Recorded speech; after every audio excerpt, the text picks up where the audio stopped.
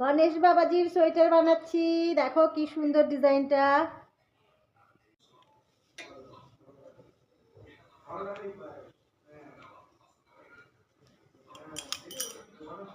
এইদিকে বগলটা ফেলেছি পাঁচটা পাঁচটা 10টা, তাহলে 50 থেকে 40টা রইল। এইবারে 40 থেকে এখানে 20টা, এখানে 20টা, এইভাবে অর্ধেক করে এখানে 10 নম্বর কাটটা দিয়ে বুনেছি, এখানে 12 নম্বরে কাটায় রেখে দিয়েছি, পরে আবার এটা বুনেছি আবার 10 নম্বরে। তো এবারে ঘরটা একটা একটা করে ঘর ফেলেছি, এইভাবে গলাটা হয়েছে। তো এখানে 12টা, এখানে 12টা ঘর রয়ে গেল। দেখো কি সুন্দর ডিজাইনটা হয়েছে গণেশ বাবাজির জন্য। আর সেম এই পেছনের পিঠেও সেম ওইভাবেই করতে হয়েছে। ব্যাস আমার কমপ্লিট হয়ে গেল। এবারে সেলাই করে দেবো।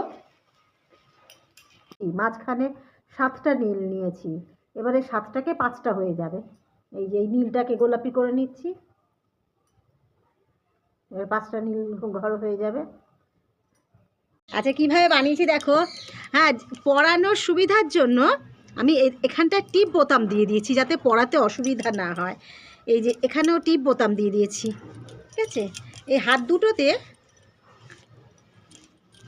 এইভাবে টিপ বোতাম দিয়েছি, আর এই পাশটা শুধু সেলাই করে দিয়েছি।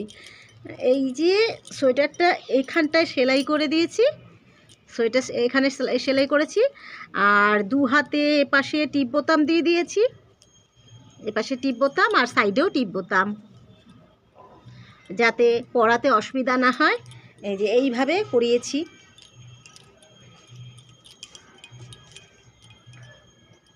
দেখো কি সুন্দর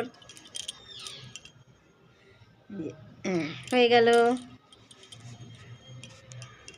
দেখো আমার ছাদ বাগান কি সুন্দর লাগছে, এদেরকে সাজিয়ে দিয়ে আরও বেশি সুন্দর লাগছে।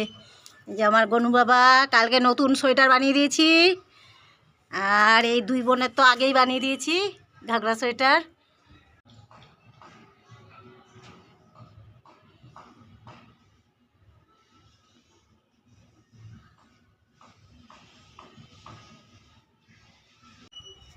এই যে গনু বাবার সোয়েটার রেডি, পিছনের দিকটা এইরকম ডিজাইন হয়েছে। কি সুন্দর দেখো আমার ছাদের সুন্দর বাগানে মর্নিংয়ে চলে এসেছে সব।